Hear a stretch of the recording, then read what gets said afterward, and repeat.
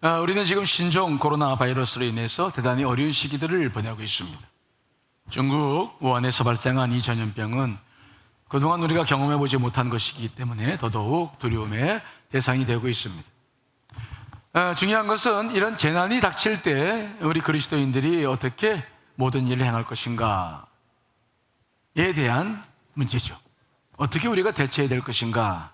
우리는 이 문제에 대해서 관심을 갖지 않을 수가 없습니다. 꼭 신종 코로나 때문만이 아니라 앞으로 계속해서 재난들은 더 일어날 텐데 그때마다 우리는 이 재난을 보는 관점을 어떻게 해야 될 것인가가 아주 중요한 문제가 아닐 수가 없습니다.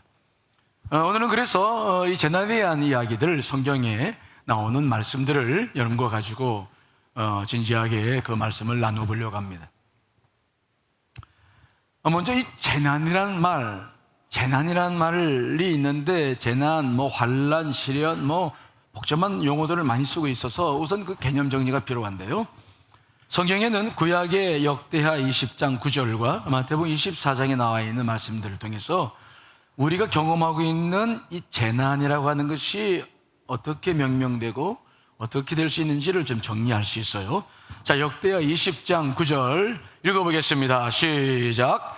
만일 재앙이나 난리나 견책이나 전염병이나 기근이 우리에게 임하면 주의 이름이 이 성전에 있으니 우리가 이 성전 앞과 주 앞에 서서 이 환난 가운데서 주께 부르짖은즉 들으시고 구원하시리라 하였나이다. 아멘. 만일 재앙이나, 이 앞에 있는 재앙이라는 단어와 끝에 있는 환난이라는 단어는 같은 용어예요. 우리가 경험하고 있는 많은 어려운 일들, 재난이라고 하는 것은 갑자기 일어난 일들을 말하는 것인데 그것들의 총체적인 말이 바로 재앙과 환난이다. 이제 그런 말로 정리가 되고 있고, 이게 상위 개념이고요. 그 밑에 하위 개념. 그런데 그것들은 구체적으로 무엇이냐라고 하는 것이 나오는데 그것은 네 가지로 정리되고 있죠. 첫째는 난리라. 이건 히브리어 헤레브라는 단어인데 칼을 말해요. 쉽게 말하면 전쟁을 말합니다. 그러니까 우리가 경험하고 있는 많은 재난과 환난이라고 하는 것은 이 전쟁, 난리가 있는데 전쟁을 말하는 거죠. 이거 관련돼 가지고 폭력, 억압, 테러, 여러 가지 나라와끼리 전쟁, 이런 것들이 바로 이 난리에 해당하는 용어예요. 두 번째는 견책인데 이것은 인간이 죄를 지음으로 받는 책망을 의미하는 것입니다. 여기에서는 때로는 성경에 보니까 천재지변, 우박, 특히 우박, 홍수, 지진, 태풍, 가뭄, 해충들, 이런 것들이 이제 이 견책에 해당하죠. 세 번째로는 전염병인데 우리가 지금 경험하고 있는 신종 코로나 바이러스와 같은 이 전염병도 또 하나 우리 겪는 재난 가운데 하나고요. 네 번째로는 기근, 굶주림, 이것도 우리가 겪고 있는 재난 가운데 하나입니다. 그런데 이 재난이라고 하는 구약에서 말하고 있는 하나님의 심판으로 자주 등장하는 이 재난에 관한 이야기가 신약에 넘어오면 어떻게 이 재난이 발전되고 있느냐?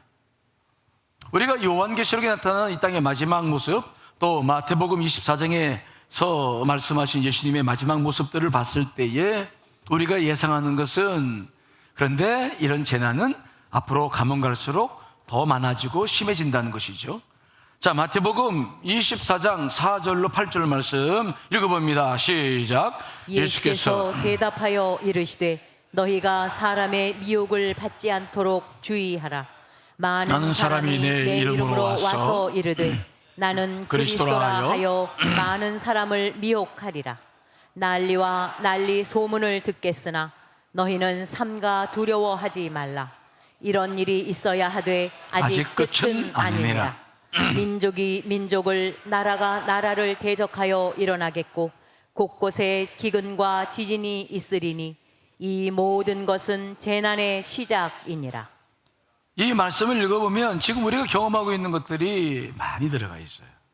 그런데 이것은 재난의 끝이 아니라 뭐라고요? 재난의 시작이라는 거죠. 주님께서 재림하셔서 모든 것을 심판하실 때까지 계속 일어나는데 시작에 불과하다.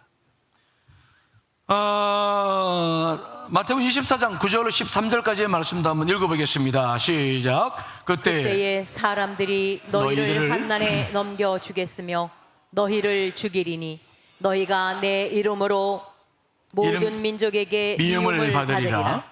그때에 많은 사람이 실족하게 되어 서로 잡아주고 서로 미워하겠으며 거짓 선지자가 많이 일어나 많은 사람을 미혹하겠으며 불법이 성함으로 많은 사람의 사랑이 식어지리라. 그러나 끝까지 견디는 자는 구원을 얻으리라. 아멘. 그런데 마지막 때가 될수록 재난은 계속되겠는데 그 재난이 일어났을 때에 재난만 일어나는 것이 아니라는 것이죠. 우리의 영적인 모든 상황들도 다 달라진다는 거예요. 첫째는 많은 거짓 선지자들이 일어나서 지금도 얼마나 많은 거짓 선지자들이 일어나서 많은 사람들을 실족시키고 있습니까? 이것도 큰 재난 가운데 하나예요. 다른 자연 재난을 통해서 받는 폐해보다 어쩌면 신천지와 같이 이단에 걸려서 넘어가는 수십만의 사람들이 더 많은 재난을 겪고 있는 것이 현실이죠. 또 많은 사람들이 실족한다. 요즘도 얼마나 많은 사람들이 우울증에 시달리고, 얼마나 많은 사람들이 공황장애에 시달리고, 얼마나 많은 사람들이 혼자 살고자 하는지 몰라요. 사랑이 식어집니다. 서로 미워합니다. 불법이 성행합니다. 그래서 정말로 물질적인 상황은 좋아진다고 하는데, 발전은 한다고 하는데, 우리들의 영적인 상황이나 내면의 상황은 더 어려워져가는 이런 모습들을 우리가 지금도 경험하고 있죠. 그런데 이러한 상황이 계속 될 텐데, 그런데 이런 상황이 계속되면서 또 일어나는 것이 무엇입니까? 반기독교 운동이죠. 예수님도 이런 사실을 이미 예언하셨습니다. 사람들이 너희를 환난에 넘겨주겠으며 너희를 죽이리니 너희가 내 이름 때문에 모든 민족에게 미움을 받으리라. 이와 더불어서 반기독교적인 정서들이 많이 일어난다. 지금도 그 시대죠. 얼마나 많은 사람들이 기독교를 비난하고 또 교회를 비난합니까? 예수님의 예언의 말씀들이 그대로 다 이루어져 가고 있죠. 지금 우리가 그러므로 마지막 때를 살고 있다는 것을 잊지 않아야 될 줄 믿습니다. 그러면 이러한 재난은 결국 어떤 것으로 귀결됩니까? 우리가 한 번도 경험해보지 못한 불심판에 대한 이야기, 지구 파멸에 대한 이야기. 이것은 지금 하나님을 믿지 않는 많은 과학자들도 이야기를 하고 있어요. 지금 시간으로 보면은 지구 종말이 100초가 남았답니다. 몇 초요? 100초. 1분 좀 더 남았다는 거죠. 그만큼 지금 이 시대를 위기의 시기로 보고 있는데, 이건 성경의 말씀이 아니라 과학자들이 하는 이야기들이죠. 예수님께서 말씀하신 그대로 이것이 이루어져 가고 있는데, 결국 이것은 하나님의 심판이 아니라 인간이 자초하는 심판으로 가고 있는 것이죠. 자, 그때 어떤 일이 벌어집니까? 베드로후서 3장 12절 13절 말씀 읽어보겠습니다. 시작. 하나님의 날이 임하기를 바라보고 간절히 사모하라.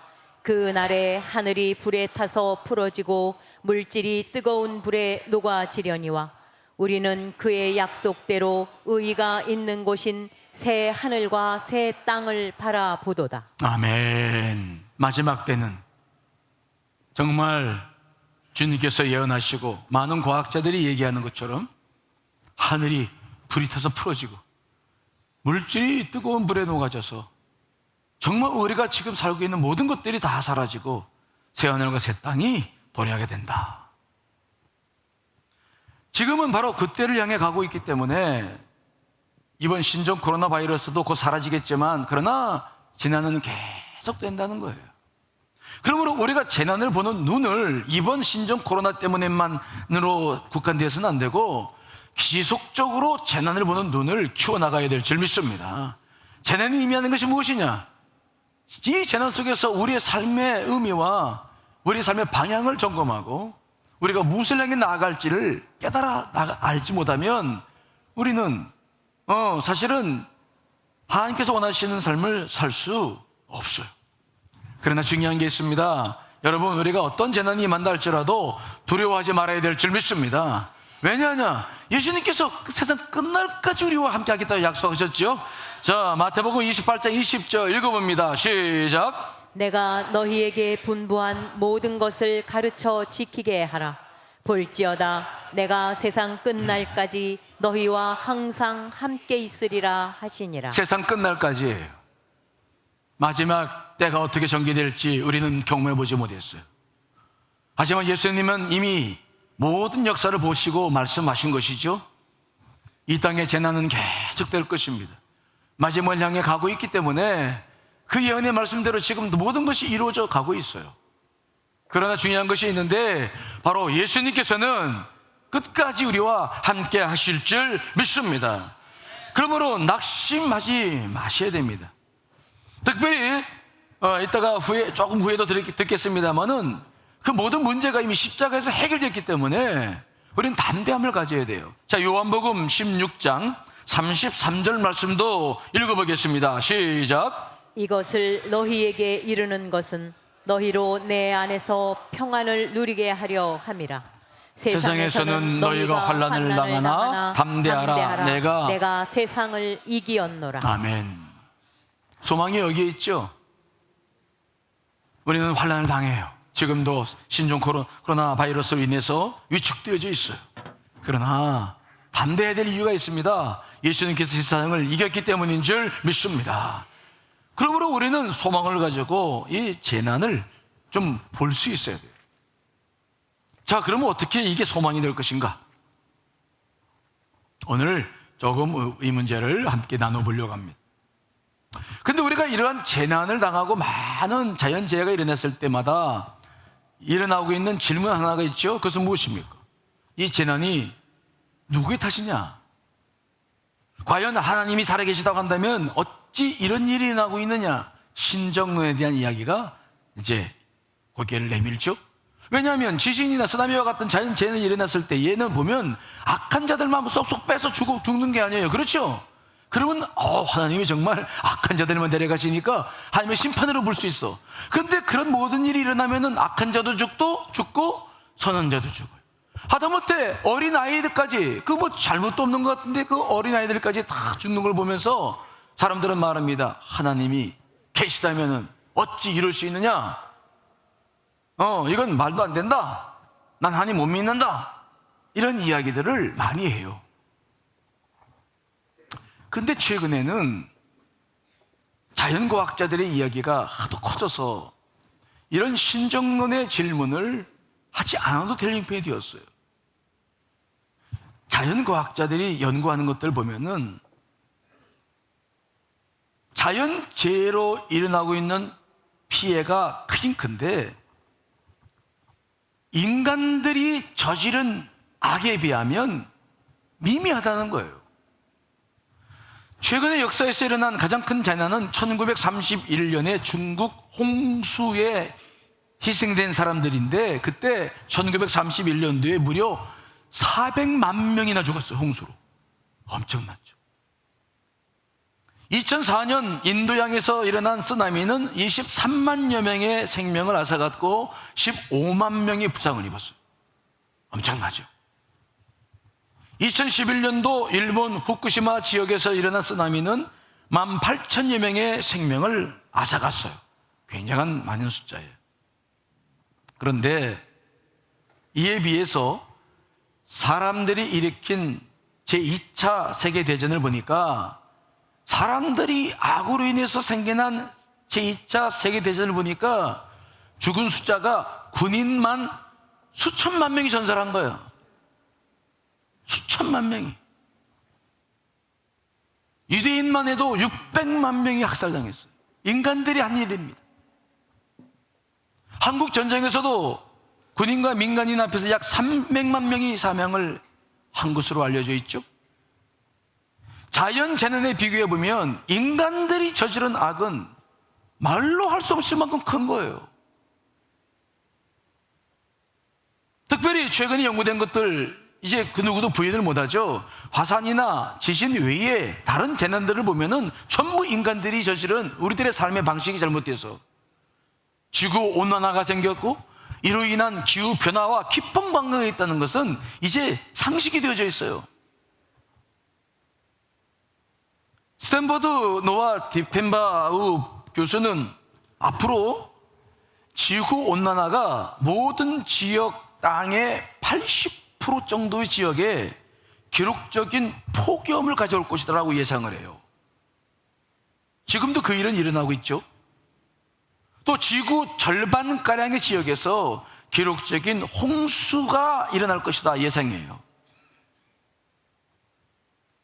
우리가 산업화시키고 살고 있는 삶의 결과죠. 이걸 하나님 앞에 하나님의 탓이라고 할 수 있을까요? 유럽 과학자들도 현재 진행 중인 북유럽 지역의 폭염이 인간이 초래한 기후변화 때문이며 앞으로 2배나 더 악화될 것이라는 연구 결과를 최근에 내놨죠. 때문에 재난이 일어날 때마다 하나님을 원망하거나 하나님이 있니 없니 하는 그런 논쟁은 이제 아무런 의미가 없다는 거예요. 인간 자체들이 벌여놓은 일들이 지금 지구를 스스로 멸망시키고 있다는 것이 자연과학자들에 의해서 드러나고 있기 때문에 하나님의 심판으로 보기가 어렵다. 날마다 재난당할 때마다 하나님을 원망하거나 하나님의 실존을 의심하는 것이 아니라 인간들이 얼마나 악한지를 봐야 된다.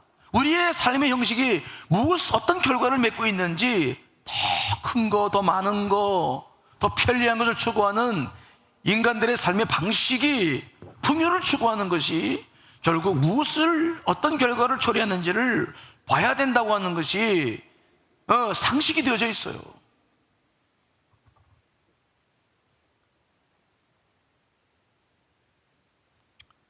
물론 구약 성경에 보면 하나님께서 죄를 지은 사람들을 심판하시는 모습이 종종 등장합니다. 오늘 우리가 본 노아의 홍수도 하나님의 심판이었고 소돔과 고모라 성도 하나님으로부터 심판받은 것이죠. 또한 이스라엘 백성들도 하나님으로 심판받아서 북이스라엘은 BC 732년에 아수르에서 완전히 멸망당했고 남유다는 주전 586년에 바벨론에서 완전히 패망된 것이 사실이죠. 처절한 고통을 겪었어요. 그리고 곳곳마다 구약 성경을 읽어보면 하나님의 심판이 여러 군데 기록되어 있는데 중요한 게 있어요. 이 구약적 사상, 구약의 하나님, 구약의 사상은 철저하게 구약적인 거예요. 이것은 왜 일어나느냐? 이스라엘 백성들과 시내에서 맺은 하나님과의 언약 때문에 일어나는 거예요. 하나님은 출애굽한 이스라엘 백성들을 시내에서 피의 언약을 맺고 그들을 자기 백성으로 삼으셨습니다. 그리고 하나님은 그의 하나님이 되셨어요. 그리고 율법과 계명을 주셨고 또 그들과 그것을 지킬 것을 약속하셨죠. 그들이 지키면 복을 주시고 지키지 않으면 저주하겠다고 분명히 도장을 찍었기 때문에 구약시대의 하나님은 그 언약에 충실해서 그렇게 심판을 베푸셨다는 사실이죠. 하지만 우리가 반드시 기억해야 되겠는데 지금은 구약시대가 아니라 무슨 시대입니까? 신약 이후의 시대죠. 성령의 시대예요. 그럼 어떤 변화가 있느냐? 이것을 여러분들은 꼭 기억하지 않으시고 구약의 하나님만 가지고 막 심판의 하나님을 가지고 인생을 살기 시작하면 잘못된 기독교 생활을 하는 거예요. 우리가 살고 있는 이 시대는 더 이상 율법과 언약을 중심으로 하는 구약시대가 아닙니다. 지금 우리는 예수님께서 십자가에서 모든 죄를 대속하신 후에 그 은혜 위에 살고 있는 성령의 시대인 줄 믿습니다. 하나님은 더 이상 우리의 죄를 물어서 이 땅을 심판하시지 않기로 결심하셨죠. 심판 대신에 자신의 사랑으로 이 세상을 부모내셨어요. 사실 이런 하나님의 모습은 오늘 우리가 보고 있는 창세기 8장에도 잘 드러나 있어요. 이 창세기 8장의 이 말씀은 굉장히 중요한 말씀입니다. 하나님은 인간의 죄악된 모습을 보시고 심판하시기보다 이제 스스로 고통당하시기로 결정하시는 말씀들. 자, 창세기 8장 20절 21절 읽어보겠습니다. 시작. 노아가 여호와께 제단을 쌓고 모든 정결한 짐승과 모든 정결한 새 중에서 제물을 취하여 번제로 제단에 드렸더니 여호와께서 그 향기를 받으시고 그 중심에 이르시되 내가 다시는 사람으로 말미암아 땅을 저주하지 아니하리니 이는 사람의 마음이 계획하는 바가 어려서부터 악함이라. 내가 전에 행한 것 같이 모든 생물을 다시 멸하지 아니하리니. 아멘. 하나님은 노아 시대에 육신이 되어져 버린 사람들을 물로 큰 심판을 했습니다. 그런데 그 심판을 하시고 난 다음에 노아가 재산에서 향기를 올려드릴 때 큰 결심을 하시죠. 그것을 오늘 말씀 보니까 그 중심에 이르시되 하나님께서 스스로 자신이 하신 일에 대해서 후회하시면서 다시는 홍수로서 전 인류를 멸망시키지 않겠다는 확고한 결심을 하신 거예요. 그것도 노아에게 하신 것이 아니라 자기 중심, 자기 스스로가 그렇게 하심으로 의지의 불변함에 대해서 영원히 약속을 해주신 것이죠.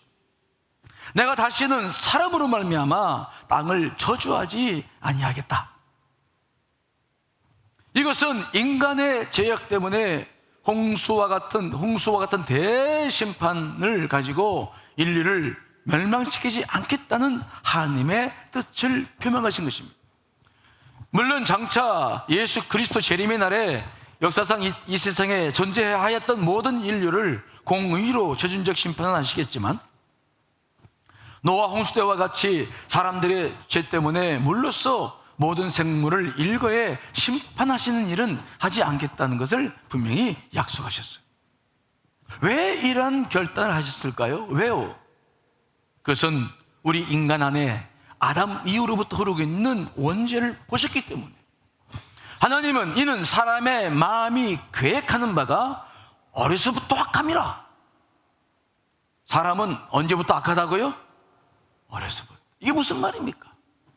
태어나면서부터 아담의 죄가 흐르고 있어요. 그래서 인간이 선을 행할 수 없음을 아셨어요. 도무지 인간으로서는 선을 행하며 살 수 있는 가능성이 없음을 보셨어. 도무지. 그러므로 인간들을 죄졌다고 심판을 해봐야 아무 의미가 없는 거예요. 그들이 그것을 가지고 구원을 받을 것도 아니고 변화를 받을 것도 아니고 인간들에게 아무런 의미가 없다는 것을 주님이 아셨어요. 여러분, 자녀들을 키울 때 매를 들기도 하고 때로는 큰 소리를 치기도 합니다만은 그게 효과가 있어요? 없어요? 있다가도 없다가도 없다가도 있다가도 그래요. 매를 들 때는 들 수밖에 없더라고요. 근데 커서 이렇게 보면 그게 다 상처야. 다 상처야. 상처. 인간들은 죄를 지었다고 죄인이라고 욕을 하고 비판을 하면 자상하는 사람들이 아니에요. 더 자기를 합리화시키고 더 상대방을 죽이려고 일어나고 어떻게든지 꺾으려고 애를 쓰는 사람들이지, 그게 그렇게 죄인을 죄인이라고 했을 때 이 사람들이 귀를 열어서 무릎 꿇는 사람들은 한 사람도 없어. 그렇죠? 여러분 자신만 생각해 봐요. 그렇죠?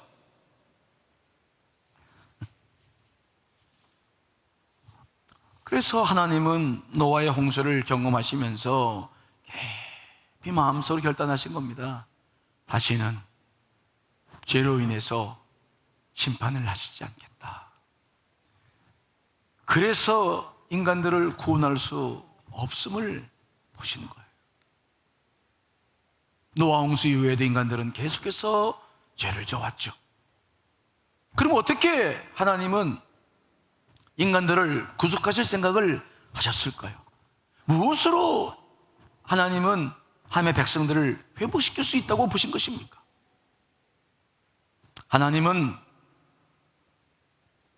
인간의 죄에 대해서 인간에게 책임을 묻는 대신 모든 책임을 자신이 받아들이시기로 하셨어요. 하나님은 인간을 심판하는 대신 자기 자신을 심판하심으로 이 세상을 구원하시기로 작정하셨는데 그 사건이 십자가의 사건인 줄 믿습니다.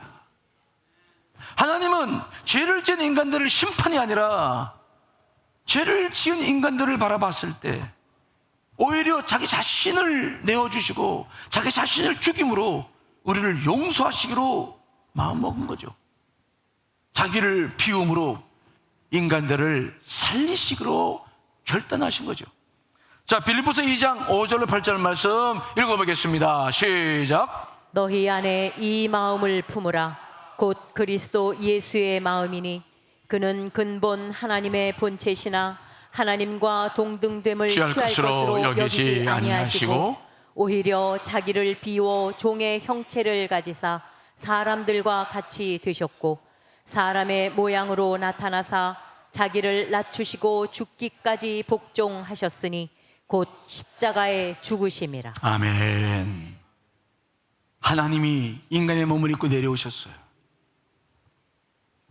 같은 인간의 죄인의 모습을 입고 오신 거죠. 그분은 죄가 없으시나 그러나 인간과 동일한 모습으로 이 땅에 오셨어요. 심판의 자리에서 고통을 겪어야 될 인간의 자리로 오신 것이죠. 죄 때문에 고난을 겪고 있는 이 땅에 그분이 직접 오신 거예요. 그런 하나님이, 예수님이 스스로 더 낮추시고 죽기까지 복종하셔서 가장 극악무도한 사람이 지는 십자가를 지셨죠. 하나님은 더 이상 죄의 책임을 인간에게 묻고 세상을 심판하는 대신 스스로 고통당하는 인간의 몸을 입고 그 고통에 기꺼이 동참하신 것이죠. 하나님은 결코 무자비한 권력을 휘두르는 절대 군주가 아니라 오히려 권력에 희생당하는 그 희생자 안에 그 희생자와 함께 희생자 편에 서 계시는 희생자의 가운데 희생자가 되신 것이죠. 하나님은 부정의와 폭력으로 인한 인류의 고난의 현장 속에 함께 계시면서 직접 고난을 당하셨으며 또한 인간의 무자비한 착취와 억압을 당하는 그 고난의 현장 속에서도 인간들에게, 피조물에게 오히려 십자가에 못 박혀 죽는 고난을 겪어내셨어요.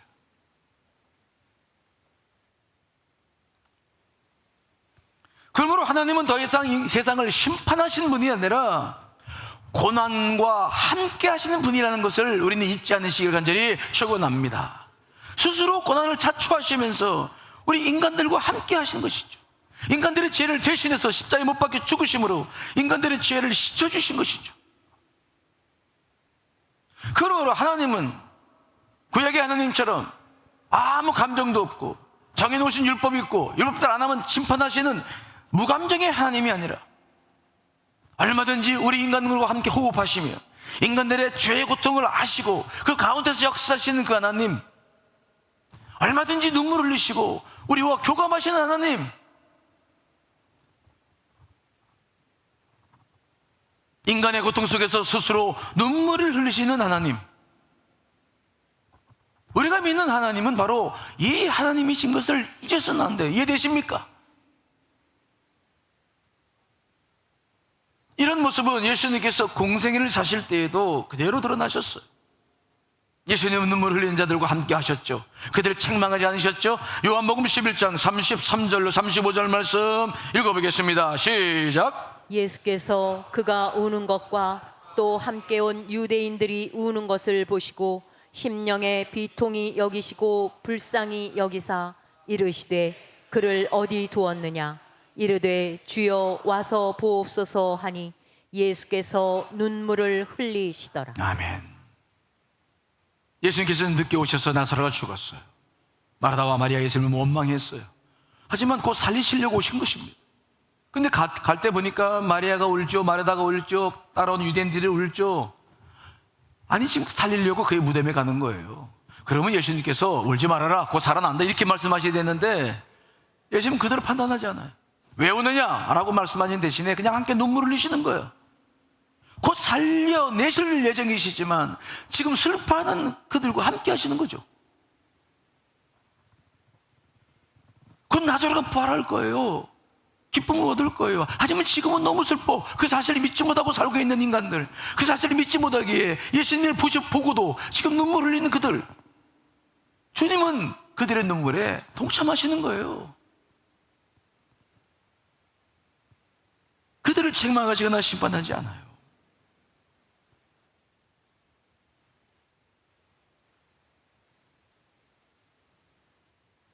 책망 대신에 눈물을 흘리시는 예수 그리스도.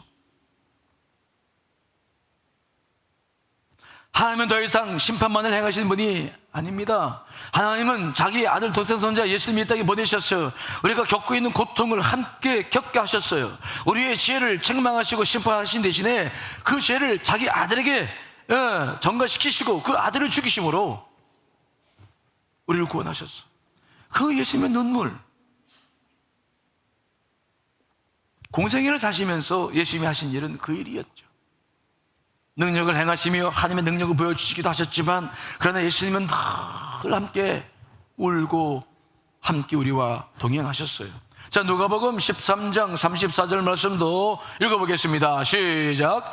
예루살렘아, 예루살렘아, 선지자들을 죽이고 내게 파송된 자들을 돌로 치는 자여, 암탉이 제 새끼를 날개 아래에 모음같이 내가 너희의 자녀를 모으려 한 일이 몇 번이냐. 그러나 너희가 원하지 아니하였다. 아멘. 이스라엘 백성들을 살리려고 선지자들을 보내고 그들을 품으려고 애를 썼는데 너희들은 그들을 죽이고 그것을 원치 아니야 하고 있구나. 예루살렘아, 예루살렘아.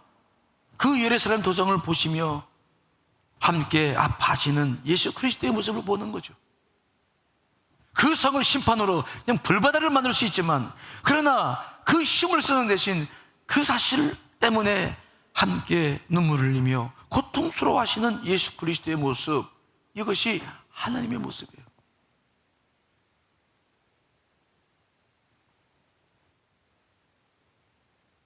때문에 우리는 재난 속에서 하나님의 심판을 보기보다는 그 재난 속에서 함께 고통당하시는 하나님을 만나야 될 줄 믿습니다. 지금도 신종 코로나 바이러스로 인해서 고통 겪는 사람들이 얼마나 많이 있습니까?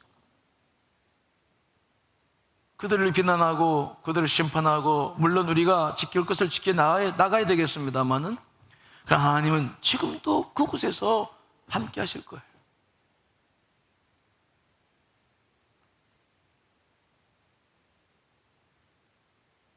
비록 죄를 짓고 사는 우리들을 보시되 채찍으로 우리를 변화시키는 것이 아니라 스스로 사랑으로 우리와 함께 하심으로 우리를 변화시켜 나가시는 예수 그리스도를 우리가 놓쳐서는 안 됩니다.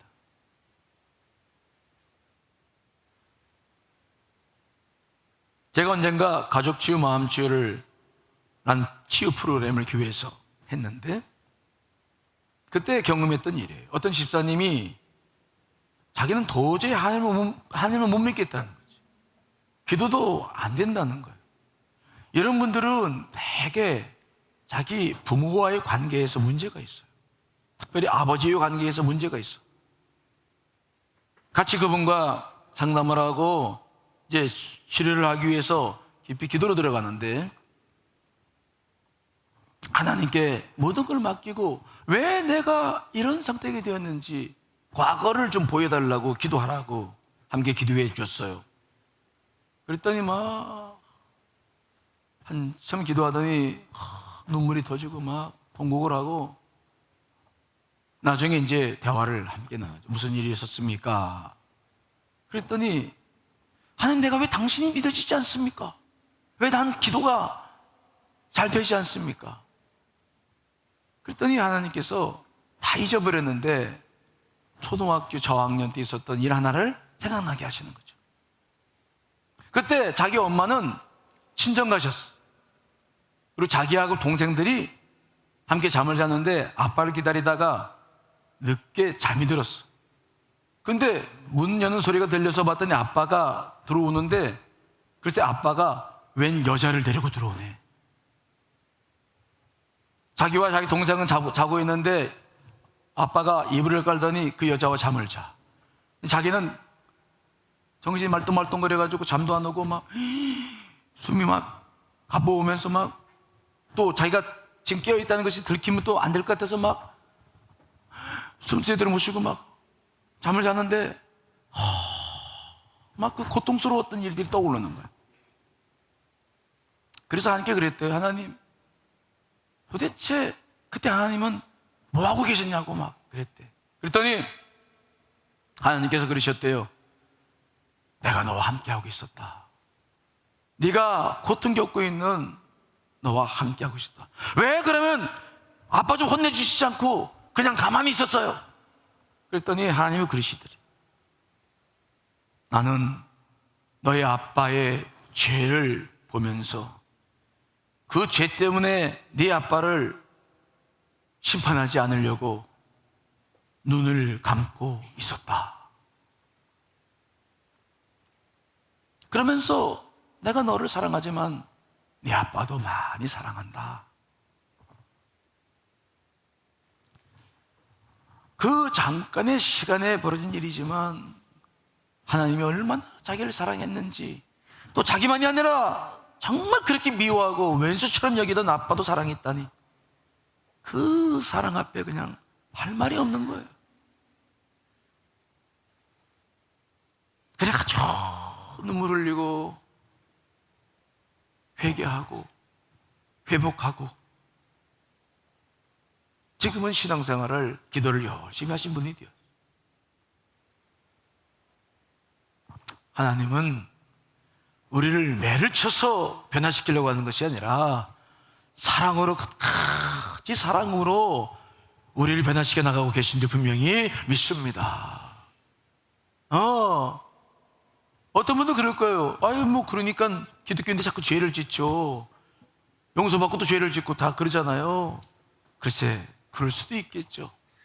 하지만 그 사랑은 계속 차오르게 되어 있어요. 우리가 지금은 잘 모르지만 그 모든 것들이 제가 얼마나 잘못된 것인가를 깨닫고 돌아설 때가 오는 거예요. 하나님은 그때까지 참아내시죠. 예? 저도 이제 제 딸을 결혼시키고 아들도 이제 공부하러 나가고, 그러니까 이제 두 내만 얼굴 쳐다보고 살게 생겼어요. 예? 딸을 시집 보내고 아들이 떠나가고 둘만 이렇게 남아서 이렇게 식사하는데, 그때 언뜻 떠오르는 게 있는데 어머님이에요. 어머님은, 저희 아버님이 일찍 소천하셨는데 65세 소천하시고 내내 홀로 살았는데 저는 어머님의 그 외로움을 잘 몰랐어요. 공부하고 일하느라고 바빠서.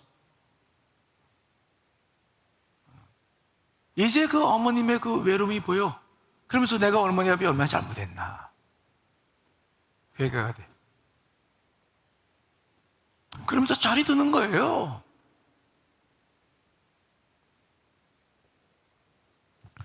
그러면서 내가 바뀌어지는 거죠.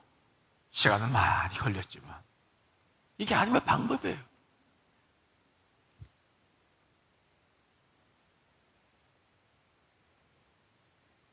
그래서 성경은, 신약의 하나님은 사랑의 하나님이죠.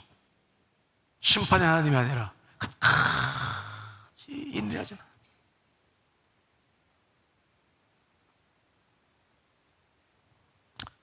자, 다 같이 요한일서 4장 8절 읽어보겠습니다. 시작. 사랑하지 아니하는 자는 하나님을 알지 못하나니 이는 하나님은 사랑이심이라. 아멘. 신약시대에 살고 있는 우리는 하나님의 사랑을 믿어야 될 줄 믿습니다. 우리는 사랑의 하나님을 믿어요.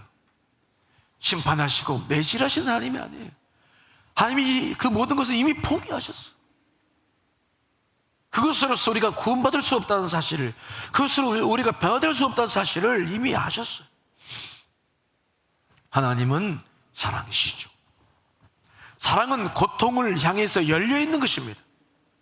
죄와 악이 가득한 이 세상에서 사랑한다는 것은 희생당한다는 것을 의미해요.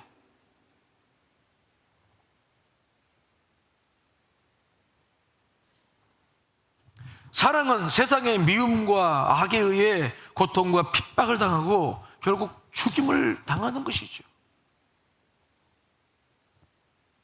그것이 바로 십자가였어요.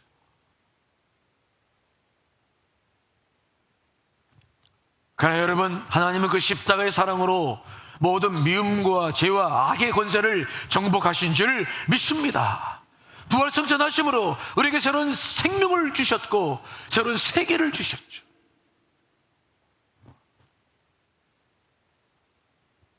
그것이 바로 예수 그리스도 십자가의 능력입니다. 희생당하는 사랑, 이것이 바로 하나님의 영원한 내적 본질이죠. 거기에 하나님의 놀라운 사랑이 숨어 있어요. 이것이 기독교가 말하는 그리스도의 십자가의 도입니다. 그 사랑 속에서 우리가 서서히 변해가고 있는 것이죠. 그러므로 우리가 이 재난을 당했을 때 해야 할 일은 뭐냐? 그것은 우리와 함께 고통을 겪으시는 하나님의 그 사랑을 기억하며 그분과 함께 해야 될 줄 믿습니다. 그분께 예배하고 기도하고 그분의 고통에 동참하는 것이죠. 그분의 눈물 속에 내가 있어야죠. 함께, 그분과 함께 하는 것.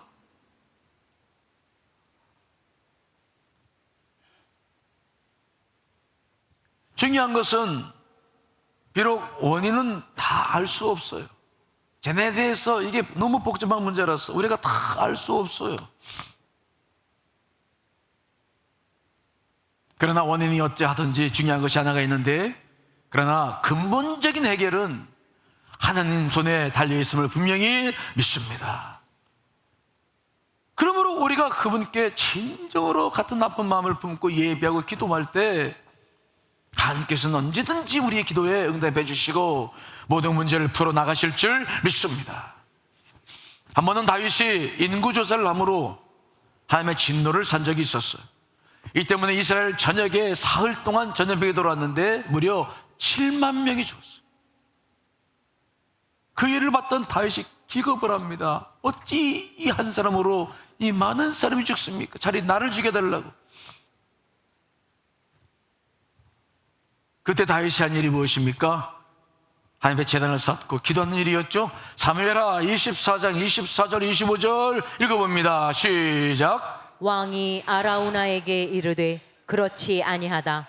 내가 값을 주고 내게서 살이라. 값 없이는 내 하나님 여호와께 번제를 드리지 아니하리라 하고, 다윗이 은 50세겔로 타작마당과 소를 사고 그곳에서 여호와를 위하여 제단을 쌓고 번제와 화목제를 드렸더니, 이에 여호와께서 그 땅을 위한 기도를 들으시매 이스라엘에게 내리는 재앙이 그쳤더라. 아멘. 다윗은 아라우나에게 값을 치르고 타작마당과 소를 사죠. 그곳에 제단을 쌓아 그리고 간절히 기도합니다. 회개하고 기도합니다. 그랬더니 그 땅에 내리는 재앙이 그쳤더라. 그쳤더라. 우리가 하나님의 눈물과 함께할 때, 그리고 정말 그분께 간절한 예배를 드리고 기도할 때 이 신종 코로나 바이러스도 곧 물러가게 될 줄 믿습니다. 그리고 또 어떤 재난이 닥친다 할지라도 우리는 두려워할 이유가 없어요. 또 그분과 더불어 이겨나가며 주님께서 오실 그날을 향해 나아가게 될 줄 믿습니다. 그러면 여러분 두려워하지 마시고 이 고난 속에 함께 하시는 사랑의 하나님을 깊이 믿으며 그분과 동행해 나가신 여러분 되시기를 간절히 축원합니다.